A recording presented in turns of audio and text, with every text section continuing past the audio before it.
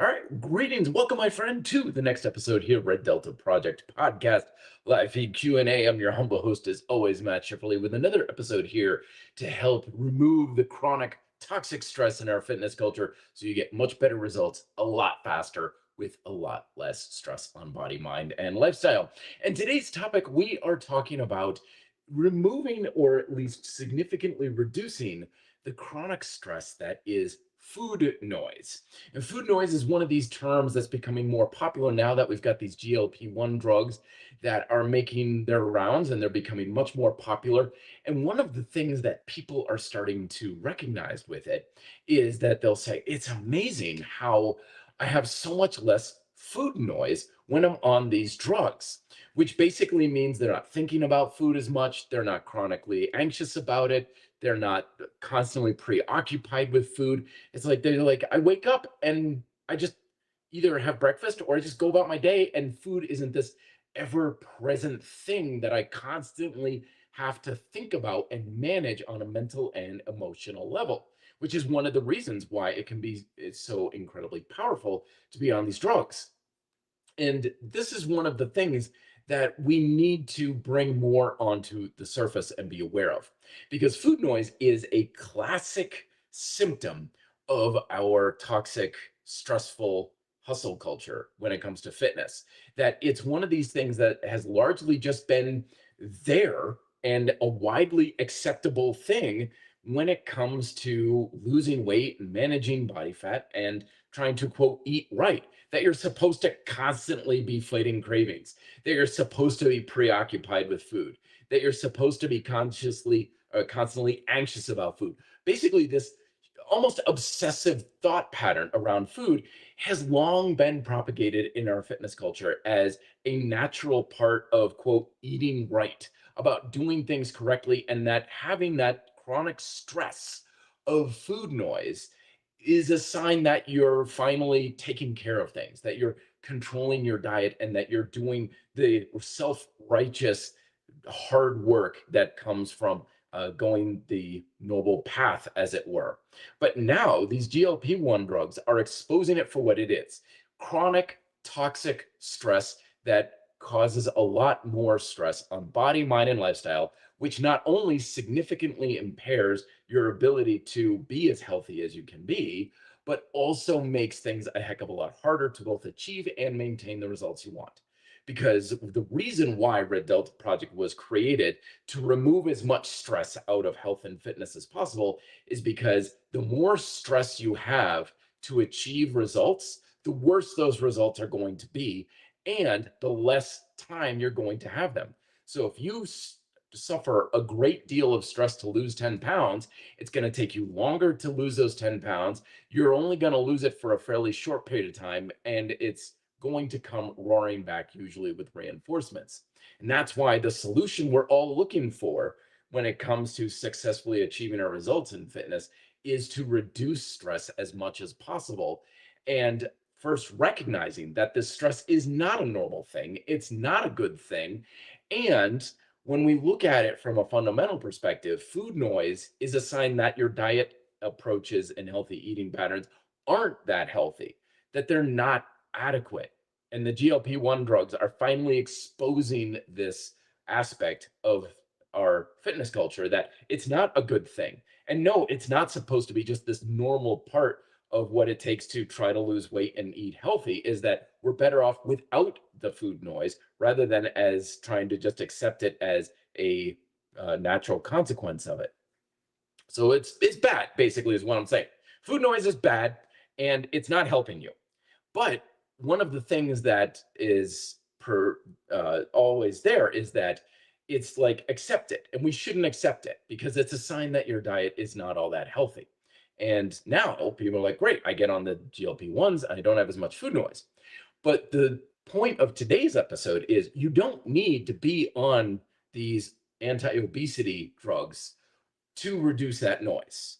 That noise is not a normal part of human physiology.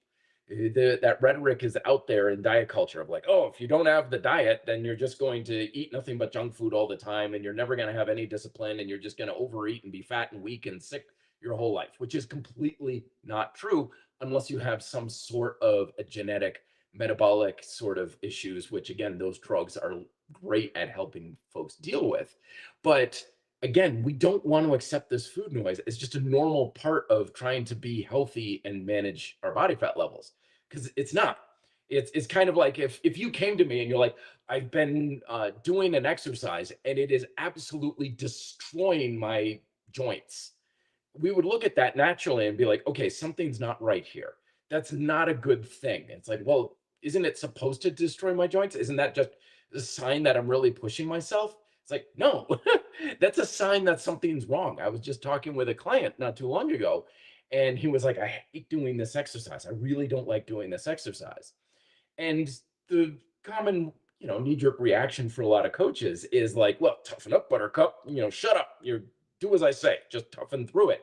It's like, no, I've learned over the years that if someone comes to me and they're like, I don't like this exercise, then that's my opportunity to be like, okay, something's wrong, because diet and exercise habits should be by and large beneficial. They're supposed to remove stress from mind, body, and lifestyle. They're not supposed to beat you up. It's not supposed to be this chronic source of stress. And if it is, that's usually a sign something's out of alignment and needs to be addressed. And so to say, oh, food noise is just a normal part of, the cost of doing business when it comes to losing weight and eating healthy, that's like saying, oh my gosh, my knees are so inflamed I can barely walk up a flight of stairs. I'm like, just ignore the problem. Don't worry about it. You're fine, and kind of thing. No, that's not what we want to do. We want to recognize that it is a bad thing. It's not supposed to be there. It's a sign that something is definitely wrong with our approaches. And most importantly, we don't need these drugs to get rid of this food noise. That when we take a truly healthy approach to healthy eating and fat loss, the food noise should largely be absent anyway. And I know this because I've done it myself. Back in the day when I was getting into fitness for the first 15 some odd years of my fitness career, when I was in school and everything, food noise was a constant companion for me. I'm talking stress every single day. There was that old saying that went around, it's like, guys think about sex like a million times a day kind of thing. And I remember thinking to myself, well, that can't be true because I'm constantly thinking about food at least as much. Like food was by far the dominant factor in my life. It's all I thought about. It's all I cared about. It's all that dominated every thought, decision, and motivation that I had every single day. My whole entire world revolved around when I can eat, what I can eat, how I can eat, and the decisions I was going to make. And that was my life for many years, and naturally spurned on a lot of disordered eating habits. Fast forward to now, though, um, I just don't care. Like, I don't suffer cravings. Food noise is practically non existent and has been for years. And I just don't stress about food. It's just non starter for me. I eat when I'm hungry, I eat whatever I want, and I'm much healthier, leaner, and happier because of it. And recognizing that this promotion of chronic stress as a part of healthy eating and fat loss is just a flat out myth that needs to be exposed in our fitness culture. Because a healthy diet, first and foremost, is supposed to remove stress from body, mind. It's not supposed to cause it. The more you stress out about food, the less healthy that your diet is. It's a sign that what you're doing is out of alignment with what you need, because Red Delta Project here, it's all about eat to satisfy. A healthy diet satisfies your four fundamental appetites: hunger and metabolic support, nutritional support, and yes, even hedonic support. We're not supposed to suffer chronic cravings for things like that. Those are signs your diet isn't supporting your needs, that it's not satisfying your appetites. And when you are successfully satisfying your appetites, food noise disappears and it's just gone forever and you never have to really deal with it again. It doesn't mean that I don't have like hunger, and sometimes I'll be out and it's like, oh dude, I could totally go for a cheeseburger right now. And you know how I deal with that situation? I eat the damn cheeseburger and I satisfy the craving for a cheeseburger, and it's not an issue. And so today I'm going to be sharing with you the ways that I overcome all of the things that cause food noise, because a lot of times the diet culture, that promises us health and wellness is actually the thing that's causing the food noise in and of itself. It's kind of like a lot of other addictions and dependencies that we have in the world today, where it's like the thing that's causing the problem is also the refuge that we are using to seek solace from that problem itself. So when we call this stuff out for the BS that it is, then we can finally escape the dependencies of it and finally be fit and live free. Let's see if we can get to some questions, though. I know I'm doing this on a unusual night. I may be very busy this weekend, so that's why I'm doing this right now. But questions say, see calisthenics do two-finger planche and do weighted calisthenics. So how do they eat to stay lean, light, and strong at the same time? I can't, it can't be in a calorie deficit, right? Oh, sure, of course it can. Yeah, absolutely. You can do all that stuff in a deficit, no problem. It depends on how much of a deficit you're in, of course. Uh, they also very well just never gain the body fat to begin with. Because when you're lean, you never need a deficit again for the rest of your life. That's part of the thing. You need a deficit to remove body fat and lose body fat off of your frame. But if you're lean, you never need to diet. You never need to do anything to stay lean. You just need a relative calorie balance, which isn't that hard when you just have healthy eating strategies and you're physically active. So this is one of the things that we have to also call out as BS in our dietary culture, is that a lot of times when people are struggling with the stress of trying to lose weight, is it just becomes this ever-present thing that you're always supposed to be counting calories and macros and always trying to manage body fat levels. But that's not the case. Most people who are lean never worry about gaining body fat. They don't need to because they have the skills and the ability. Sometimes it's just something they grew up with, so they never learned it. They just had it as a matter of habit. But yeah, they just don't eat too much. They eat relatively healthy, and they're physically active. They're lean as a consequence of their subliminal habits much of the time. You don't need a deficit in the slightest. And so that's how they can do those sorts of things.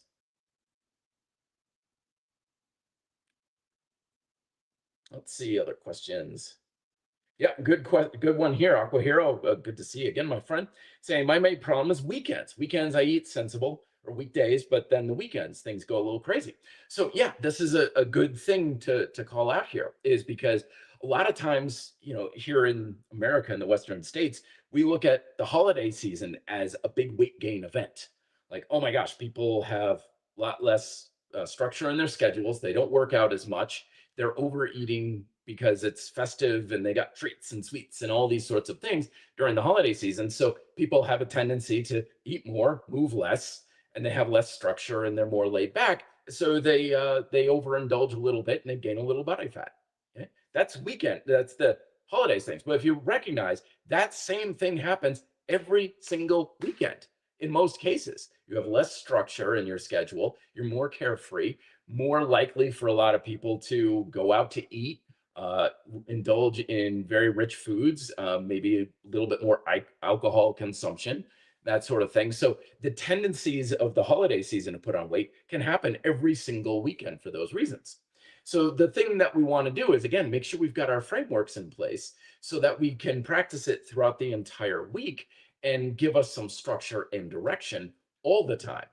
And that's what, the 3P strategies are for, and stoplight eating strategy here at Red Delta Project and things like that, because frameworks only work if you can always make them work.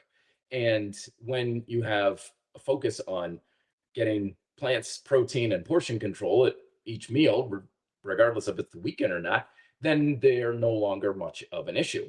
The other thing to add on to that, though, real quick, is that a lot of times when people have these events where it's kind of a binge and purge cycle, speaking as somebody who used to suffer from a lot of stress from chronic binging and purging myself, is that the restriction leads to the stress that causes the binges. And then the binges lead to the stress that causes restriction. And it becomes a cycle where it's like, oh my gosh, I ate so much over the weekend and I overindulged. I'm going to eat super clean and I'm going to be really restrictive through the week. And so you are, but you have stress that comes from that restriction. And then, of course, that stress eventually breaks us down. And then we overindulge in the weekend, which removes the stress of restriction, But then we have the stress of overindulgence. And so then we're like, okay, and then the cycle just keeps going. It's binge and purge all over again. So the way to address that sort of thing, and sometimes people have that on a daily event, like I'm great all day, but then once I get home, like the bag of chips comes out and I plow through the entire thing and I eat 5 hot dogs or whatever. So when we have this recognition of binge and purge, even if it's on a slight scale, what we want to do is not restrict quite as much. And that reduces and doesn't build up the stress of the restriction. So without that stress, we have less of a desire for the quote purge or the binge. And so we don't binge as much. And that's how we break out of that sort of cycle. Okay, so here's good questions. I should have a. Okay, so Aqua Hero said Matt lost a lot of fat over the last year, over 80 pounds using GLPs. Wow. But it seems I'm stuck now at 26 BMI for nearly 6 months. Should I keep trying to push further or just accept where I am? So for right now, Aqua Hero, sit where you're at. Sit where you're at. Progress in anything in life, but especially losing body fat, improving your skills, building muscle. Like we're often taught in our fitness culture that plateaus are something we need to stress out about. Like, oh no, you're in a plateau. Ah! No, no, no. What you want to do is sit in the plateau because even though it seems like you're in a plateau, your body is still acclimating to the new weight, to the new ways that your body said. I mean, you lost 80 pounds, dude. That's a lot. That is a big change for your body to go through, which is extremely stressful. So, like anything else, your body is like, okay, dude, just give me a minute here. Let me just settle out and just get used to this position where I'm at. And even though it may not feel like much is happening, I guarantee you a lot is still going on. And so you're getting used, you're getting more into a level.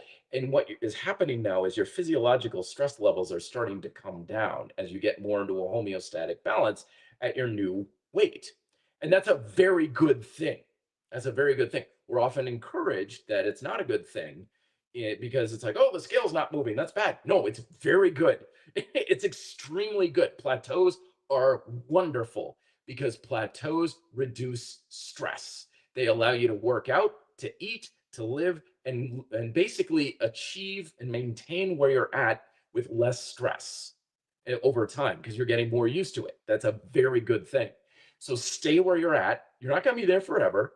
But as the stress level continues to drop, then eventually it's going to get to a point where you're going to wake up one day and you're like, okay, I'm ready to go again. I'm ready to, become more active. I'm going to start doing more cardio. You're going to level it up again because your stress level will have dropped enough that now you can take things up to another notch and you'll be able to continue moving forward. So you're good. You haven't done anything wrong. People do this all the time where they're like, I hit a plateau. What's wrong? Nothing. You're supposed to plateau. Plateaus are extremely good. They're extremely healthy. You really want to plateau. You really, really, really want it. You don't think you do, but you do because the plateau reduces stress, and eventually this reduction in stress will help you move forward again in the near future. It's just like the analogy I always give is when people are climbing up high altitude mountaineering, up like Mount Everest. You can't go up Mount Everest in one shot, you'll die. You have to go up and stop climbing, and you have to acclimate to the new level. Sometimes you even go back down too. Is you go down from base camp 2 to base camp 1. You have to go back down the mountain sometimes, depending on how well you're acclimating. So you have to go in stages. You can't do it in one shot. It's the exact same thing here. It's you have to climb and you have to stop and acclimate. And that's what plateaus are doing. And when we try to break through plateaus, it's like trying to force people to continue up the mountain, which is only going to compound your stress. It's not very healthy, and it's probably going to compromise your long-term progress. Stay where you're at, my friends. I promise that good things are coming. It just takes a little bit of patience. But congratulations on your 80 pounds, by the way. My man Joseph saying, Matt, I worked out early today. Did my deficit push-ups on yoga blocks. Yeah. Made adjustments to the push-ups and got a little better muscle engagement. Awesome, Joseph. Congratulations. Well done, my friends. Well done. Oh, here a good question here. So talking about portion control is what's your opinion on a plate method, portion size method with the hands? It doesn't require counting calories. I love that sort of thing. because I don't count anything, and counting is often very tedious in many cases, and it's a guesswork at best in most cases. Like, you go to a deli and you're like, I don't know how many grams of fat is in this sandwich, like 20, I guess. I don't know, but when you have portion size and plate sizes, it gives you a good framework to work off of. And it's fantastic. It's good. Apply it to the 3P strategy. Plants, protein, portion control each meal. So if you're like, yeah, I want a fist of protein is usually a recommendation, and a fist or fist and a half of something plant-based like veggies or something. It's wonderful. It's great. And then you adjust your portions according to your ability to satisfy your appetites and weight goals. So yeah, we're talking about quieting down the food noise without the GLP-1s if you wanted to go that route. I have nothing against the medications and stuff, but a lot of times when I run into the idea of food noise, it seems to always be coupled with the idea of GLP-1s. And I don't want the message out there that you need GLP-1s to reduce food noise, because you don't. Food noise is a symptom of our toxic, stressful diet culture. It's not a normal thing. It's not inherent in our genetic makeups in the lizard brain telling you to eat Twinkies all the time. It's not. So first and foremost, is understand the fundamental nature of fat loss and nutrition. Okay, this is where everything always bases off of with Be Fit and Live Free. Of course, here at RDP is understanding the fundamental nature of how fitness, diet, and nutrition actually works. Is that it's not about your habits, it's not about the food, it's not about the diet or even the drugs you're on. It's about understanding that all things in fitness are governed by the fundamental process of a physiological input and a physiological output, and the balance between those two sides of the process is what governs your results. And understanding that is always the first step to be fit and live free. Because when we think it's about what kind of food you eat or what diet you follow or even the drug that you take, then you become dependent on that thing. And if it's pulling you out of alignment with what you actually need, that's where a lot of the stress comes in. And understanding that no, it's not about the food, it's not about the diet, it's not about the drug. Those things are influences to that process. So they still play a role, but it's not because of those things. And that's what drives a lot of our diet culture. It's like you're fat because you ate Twinkies, or you're addicted to sugar, or it's seed oils, or carbs, or whatever, right? Ultra processed foods and stuff. All this stuff can play an influence to that process of consumption and expenditure. That's what governs your healthiness for both healthy diet and fat loss. But all that stuff is just an influence. It's not a direct cause and effect. And when you recognize that, you now have more power to manage things in a more holistic and natural way than saying, oh, I can never eat French fries again, or I have to give up cheese and bread or whatever. And the simple answer is no, you don't. And when you no longer are dependent upon the diet or the dietary rules, now you don't have to suffer the stress that comes with them because you understand how it actually works on a fundamental level. I got tons of videos and stuff here. Fundamental nature, process, my books, links are down below. Just I got a ton of stuff here if you want to dive into that. But know that right now, everything when it comes to nutrition and diet is consumption versus expenditure. And the balance between those two is what's actually governing your results, not the nuances of, oh, they're beef tallow made for these French fries or something like that. That stuff is the small, tiny little things that honestly don't matter very much. The second thing, and this was huge for me, is stop dieting if possible. And by dieting, what I mean by that is adopting some sort of a dietary strategy that's based on restriction. Because a lot of times in our diet culture, we're taught that eating right is about not eating bad foods. Whatever it is, right? It's about not eating fat or carbs or ultra processed foods or seed oils or meat or whatever, right? That they're always picking on this stuff, and it's like a giant game of whack-a-mole, saying, no, no, no, it's this thing. No, no, no, no, it's that thing. No, no, hold on, it's this thing. And we're going back and forth all over the place. And the funny thing is, I've made a hobby out of studying dietary culture throughout the years of civilization. And this approach of trying to eat right based on restriction and deprivation has always been around and it's never worked. We've never gotten it right. Yeah, we get a little bit of success for some people some of the time, but it's never actually been the thing that produces worthwhile results for most people most of the time. It's just not worthwhile.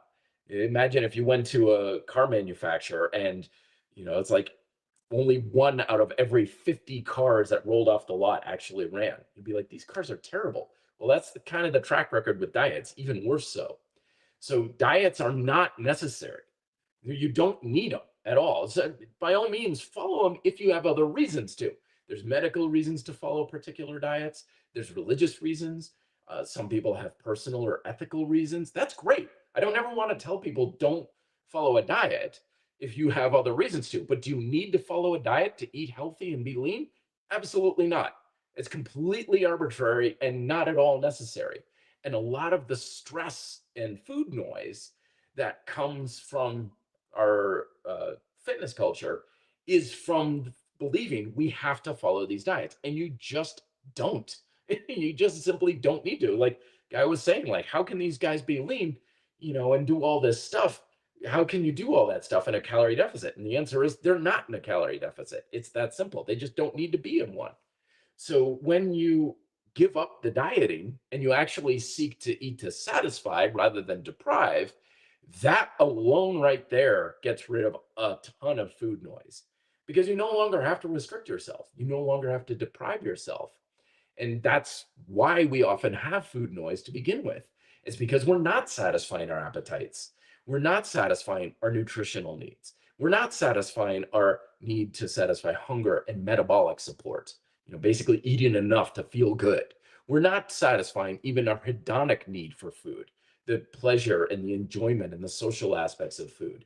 When you're not eating enough to satisfy your appetites, then chronic stress builds up naturally because Mother Nature is saying you're not getting enough. You're not supporting yourself with your current dietary habits. And when you're not getting enough support, of course, Mother Nature just keeps ramping up the stress of that food noise to say, I need you to eat. I need you to eat more. I need you to satisfy yourself. That's the point of a healthy diet is to satisfy and support your appetites, not to deprive yourself. And knowing that, because you understand the fundamental nature of things, gives you the out to say, I don't need diets. In fact, you're probably much better off without them. And now you eat with actual purpose because most diets have no purpose or rhyme or reason to them. They're just based on the assumption that, oh, if I just don't eat this food, then I'm going to be lean and healthy and everything. And that's kind of like saying, if I drive a red car, I'm never going to break down. It's like, no, it's all correlation and association. There's a little bit of influential nuance to it that's based on a shred of scientific and anecdotal truth. So it's not totally made up, but by and large, it's arbitrary and you just don't need to do it. And by getting rid of it, you get rid of a lot of that food noise. And that was the big thing for me too. It's like, oh, hell, I don't need to avoid French fries and cheeseburgers and pizza and stuff. Oh, well, the hell with that. And suddenly it's like, I no longer crave cheeseburgers and French fries and pizza because if I wanted it, I'd go out and eat it. And the funny thing is that the food noise will, of course, tell you that, dude, if you allow yourself to eat pizza, you're going to eat pizza every single night for the rest of your life and get fat and sick and weak. And that was because I was depriving myself of it. But once I could have it, then it's like, yeah, I can go over a month or two without pizza and I don't even think about it because it's no longer deprived. It's no longer something I'm restricting. So it's like, yeah, I could eat it. But honestly, I'm feeling more like a turkey sandwich tonight, because it brings it all on the same level playing field. What are we on now? Number four. Another thing to do to quiet down food noise. And again, I've done all of this and it works great. May not work for you. It's going to be individual on a case by case basis, but I'm just hoping that my experience in breaking free of the dietary culture and greatly reducing the stress of food noise helps you in any way, shape, or form. Number four is address other ways to fulfill the emotional needs for food. So, a lot of times when we have food noise, it's because we're using food to satisfy other emotional appetites. Now, I'll be clear. And I want to make something very, very, very clear here is that emotional eating is not something you're ever going to beat. Emotional eating is part of humanity, it's part of society, and emotional eating is not a bad thing. Okay, you cannot beat it because we humans are fundamentally emotional creatures. There's no such thing as non emotional eating. Okay? Unless you are a cyborg and you require food and sustenance, that's the only way you're ever going to break free of emotional eating. Emotional eating is fine. In most cases, it is completely healthy. It is great. It is wonderful. And everybody does it. So don't try beating something that can't be beat. You're supposed to eat for emotional reasons. I make very healthy choices for emotional reasons. Okay. So emotional eating is always there. What usually we refer to as emotional eating that's bad is usually more of like a misaligned emotional eating or a negative emotional eating.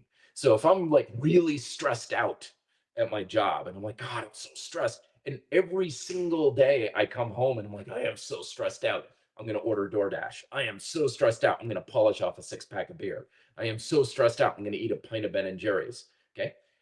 Now, I will turn to food to satisfy emotional needs from time to time. Everybody does. Okay. Nobody doesn't. If someone says they not, they're lying to you or themselves. Everybody eats for emotional reasons. And sometimes, yes, I'll be like, it's been a hell of a week. I'm heading to the bar. It's a hell of a week. I am getting Chinese or something like that. The difference, like most other things when it comes to nutrition, is lean people and healthy people don't do anything different from people who abuse food or are chronically overeating. It's exactly the same thing across the board. The only difference is how much and the frequency. So when I'm stressed, I will turn to food. I just don't do it very much. I do it very rarely, but I do it. Versus someone generally who has a lot of food noise, it's like, I'm stressed, time to eat. I'm stressed, time to eat. I'm bored, time to eat. I'm anxious, time to eat. I'm cranky, time to eat. I'm angry, time to eat. It's like it becomes their go to every time or most of the time. So the strategy here is find other ways to satisfy those emotional needs that aren't necessarily food related. And that's one of the things that I did. It's like, okay, when I'm stressed, I'll go out for a walk. I'll, when I'm angry, I'll punch the punching bag. I'll call up a friend. I'll go and work out. I'll watch movies. I'll make YouTube videos. I've got a million emotional outlets for myself. Food is just one of them, which means I don't use it very often. I do use it, but it's not often. And that's the thing is recognizing sometimes when the food noise is building up, say, okay, am I, craving getting banned for life at an all you can eat Chinese buffet because I'm actually hungry and I want Chinese? Or is it because I'm so stressed out and I don't know what else to do with this stress from work? Because when food becomes our one comfortable solace, then it becomes a problem. But when it becomes one of many options, then it's fine. Then it's fine because it's not going to be enough of an influence to really have any negative consequences that way. So have other things you can do. This is sometimes where therapy comes into play. I spent 2 years in therapy getting over some depression and anxiety several years ago. It changed my life. It's not a pretty process, but sometimes this is why the best way to manage weight and food noise isn't with a diet, it's with some time on the couch because there's emotional and mental things that aren't being met. This is often why we overeat with these sorts of things because you're bored, you're stressed, you're anxious, whatever. And food just isn't doing a good job of satisfying those appetites because that's the power of appetite satisfaction is it doesn't take much to satisfy it. I want pizza, I have literally a slice of pizza and I'm good. But when you're like, I'm bored and stressed, and I turn to pizza, you just keep eating pizza, pizza, pizza, pizza, because it's not really doing that much to actually deal with the real issue. So you just keep eating because it's not actually satisfying what you really need, which is some other emotional outlet. So being in touch with what you really want, being in touch with the true sources of stress, boredom, anxiety, or whatever like that, and then finding more constructive ways around it is good. Again, doesn't mean that emotional eating is bad. It's unavoidable, and in most cases, it's perfectly healthy. It's just when food becomes the chronic source of it, that's when we have the stress of overeating because it's honestly not dealing very well with the actual issue at hand. So now you have the stress from work coupled with the stress of overeating pizza. So now you got even more stress, and it's just a vicious cycle versus coming home saying like, "Oh man, that was a terrible day at work today. I need to call up my best friend and, go for a long walk or something and bitch about my boss or something." It's like, great, okay, good. Now you're reducing stress rather than building it up and causing it. Number 5 here. Um, Use exercise for recreation and physical conditioning. Okay, so this was a big one because a lot of times when we are using exercise as a means to burn fat and calories, then that usually involves us seeking the stress of exhaustion, of chronic exhaustion from our workouts. We're not working out for health. We're not working out for any productive reason. We're just trying to burn fat and calories. Again, like emotional eating, not always a bad thing. If I got a exercise bike and I'm like, you know what? If I'm going to watch the game, I might as well get on the bike and get some exercise instead of sitting on my butt for 4 hours watching my Bills lose. It's one of those things that is fine to do. But when we are using exercise primarily as a way of caloric expenditure, then that brings up more of this cycle of I'm expending a lot and then that my appetite is going high. And now I feel, because in my mind, I'm thinking to myself, I just worked my tail off. Don't I deserve a reward or treat for the sake of because I just worked my tail off in a spin class or whatever? Right. That's what I used to do. Every workout, I'd come home famished and starving. And I'm like, I'm just gonna eat a bread truck kind of stuff because a lot of the reasons why I would do a lot of exercise is because I need to burn fat and calories because that's how you stay lean, right? But the fact of the matter is, you don't have to exercise to become and stay lean. You just need relative calorie balance. And so recognizing that breaks us out of the stress of feeling like I need to do exercise to burn calories and fat. No, you don't. You just need to stay in that balance. And it's not that hard. So when I stopped caring about, I don't care how many calories I burn in an activity. I don't care if I'm burning fat or whatever. It's irrelevant because now I ride my bike to go for bike rides. I work out on calisthenics to build muscle and make myself stronger. I go to Taekwondo to become a better martial artist. Like burning fat and calories is way down on the list on why I do any sort of physical activity. Half the time, it's like I just do it because it feels good, kind of thing. I don't care if I'm burning fat and calories. It's 100 other reasons why I do it. And so that's what this point is work out, exercise for the sake of mental health, physical health, conditioning to make yourself stronger, to go out and have fun, again, to blow off some stress from the workday kind of thing. Do it for a number of reasons, but you don't need to burn fat and calories to be lean or to get leaner. And breaking out of that need to do so means that you can be physically active for 100 other reasons. Go do it for those things. Don't do it for the sake of just burning fat and calories, which helps. It definitely helps. It definitely is an influence for sure. And if you're trying to lose weight, it definitely can be helpful to speed that process up. But don't exercise primarily for that most of the time because that just contributes to a lot of the stress of I haven't eaten all day. I've just burned a ton of energy and it was stupid, dumb, boring cardio that I'm stressed out about. Now I've got all that stress on me. I want to get rid of this stress and I'm going to turn to food to do it. And again, it's a self perpetuating cycle.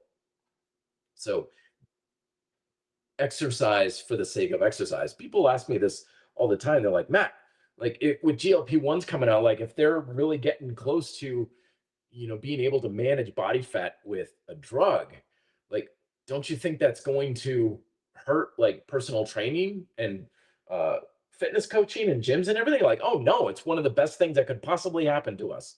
Because one, as I've often said, the gym is not a weight loss spa. Don't go to the gym to lose weight. It's not very all that effective for it. It's not a very efficient way of going about it. The gym is a place of personal transformation, physical, mental, and even emotional conditioning. That's what the gym is for. The fact that you're burning fat and calories is just kind of like a side effect to it. And second of all, is if people are losing body fat and are leaner, that's just going to make them more apt to exercise and be physically active for recreation. And that's one of the things that is being shown in the literature these days is with the reduction of food noise and a reduction in body fat levels, people are like, now I feel like I can actually exercise. Now I want to go to the gym. Now I'm not so self-conscious. Now, if I go for a hike, I don't feel like I'm going to die on the trail. I can actually have fun and not have a huge amount of stress on myself because I'm lighter and I'm not so preoccupied with my weight. One of the best things we can do for our health and performance in the gym and to build our body up is to get the whole weight management thing done, taken care of, and over with. Something you don't ever have to worry about. You don't have to think about anymore. And that's true results. That's true success when it comes to losing and managing body fat. Is when it's like, oh yeah, back in the day, I had to worry about that, but no, no more. I don't care. I don't care if I burn fat. I don't care how many calories I burn. I don't follow any diets. I don't, it's just not a thing anymore. And that's true fitness independence, my friends. And if people are like, well, geez, sounds nice. No, it's not nice. It's amazing. It is so much better because there's so much less stress on body, mind, and lifestyle compared to where I was. My life is a hell of a lot better because I don't care about that stuff anymore. I don't need to care about it. And it is much better than you even imagine it is. Much healthier, performance is better, everything's better. And I already mentioned this, but I wrote here in my notes that food noise isn't the price you pay to lose weight and stay lean. So basically, as I mentioned before, don't accept it as a normal thing because that's a lot of what our dietary fitness culture will kind of have. Just it doesn't tell you directly, but people are proud to be stressed in our fitness culture. That's hustle culture for you. I'm so proud. I'm miserable. I'm so stressed. My body is always hungry and I'm always craving food. And, it's like, how was the party? Oh, went to the party and man, they had these little cherry tart, cheesecakes and everything. And I was so proud of myself. I didn't eat any of the cheesecakes and they're writing about it on social media and stuff. It's like, did, yeah, but did you have fun at the party? Who was there? Did you meet some cool people? Did you have really interesting conversations? But no, all you cared about was the fact that you didn't eat those little cheesecakes. This is how the food noise and diet culture robs us of our quality of life because our focus and our attention is so much on food and trying to manage food that it pushes everything else kind of to the sidelines of our lives. And that's certainly what happened to me. And man, I wish I had my life to do over again in that respect. Because man, if I knew then what I know now, my life would have been a hell of a lot healthier, a hell of a lot easier, and I would have had a hell of a lot more fun because I spent so much of my time, energy, and focus stressing out about food, stressing out about body image, stressing about the number on the scale, and so on.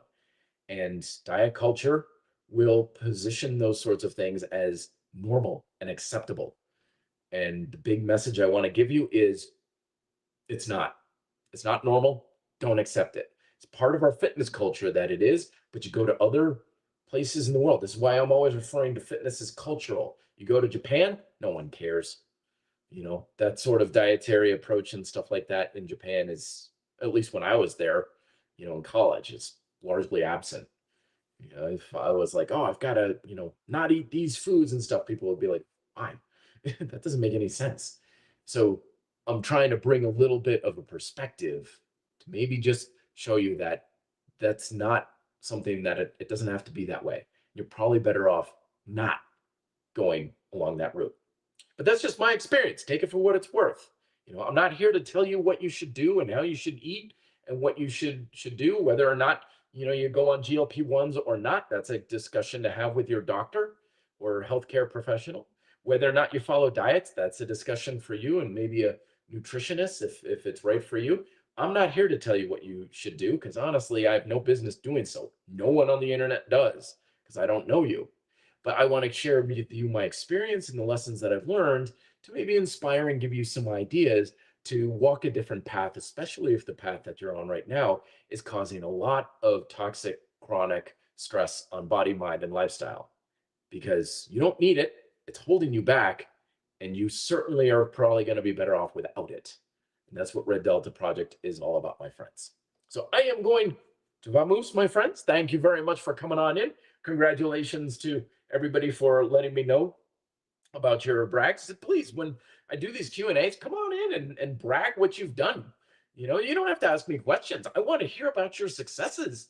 I want to know, even if it's something like, hey, I got an extra pull-up today, or hey, I did a 2 week solid of consistently including plants and protein at each meal or whatever. Let me know. You deserve to brag about your accomplishments. And I want these live sessions to be a chance for you to do that, because you should be very proud of the things that you accomplish and the steps that you've come forward, because it all counts and it's all very admirable. And we all learn from your experience. We're all inspired by you here at in the RDP community. We all build each other up. So thank you very much, everybody, for coming on in. And I will talk to you probably in about a week or so. And if you have any questions, reddeltaproject@gmail.com. Don't forget down below links to the equipment and the books that I have written and everything and stuff. And if you found value in this, please, 5-star reviews, help share, spread the word and everything like that. Because if you got any value out of this, chances are someone else will as well. And it's really good karma. Talk to you later, my friends. Till then, be fit and live free.